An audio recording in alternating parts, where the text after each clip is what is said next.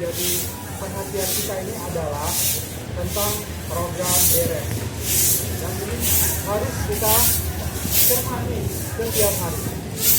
Jadi bagi Bapak Ibu wali kelas, ya, wali kelas, kepala lab, kemudian juga kepala perpustakaan atau bekerja di perpustakaan, bekerja di lab atau wali kelas, itu pantau terus kelas Bapak dan Ibu dan pantau tempat kerja.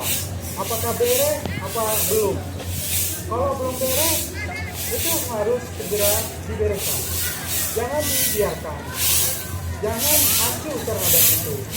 Tapi kalau kita buka, kinclong rapi, semua meja bersihin rapi, buku-buku bersihin rapi, ketika pulang kemarin terbaratikan, maka perasaan kita menjadi nyaman, tenang dalam hidup kita.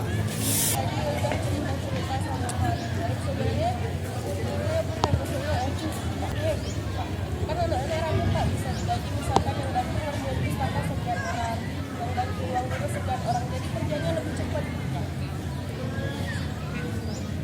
Bagaimana kalau belum beres Bapak dan Ibu?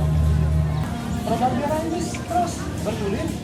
Kalau besok mungkin kita dapat merah, ya mungkin 2 hari lagi kita bisa jadi hijau, atau seminggu lagi kita bisa jadi hijau, ataupun begini. Jadi jangan anggap merah itu harga mati, nggak selamanya akan merah, tidak. Tapi kayak lab biologi, kayak lab kimia yang bolong seperti itu bisa merah. Semuanya kan itu pekerjaan sekolah.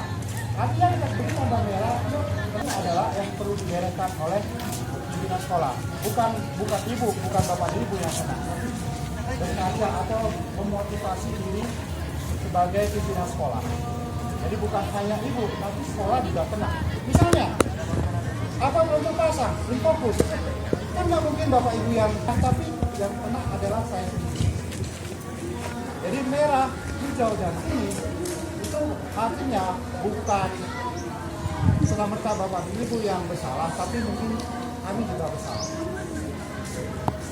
Tapi kalau hanya yang jendela misalnya abunya banyak, debunya banyak, itu bukan salah kami. Itu tentunya salah bapak ibu.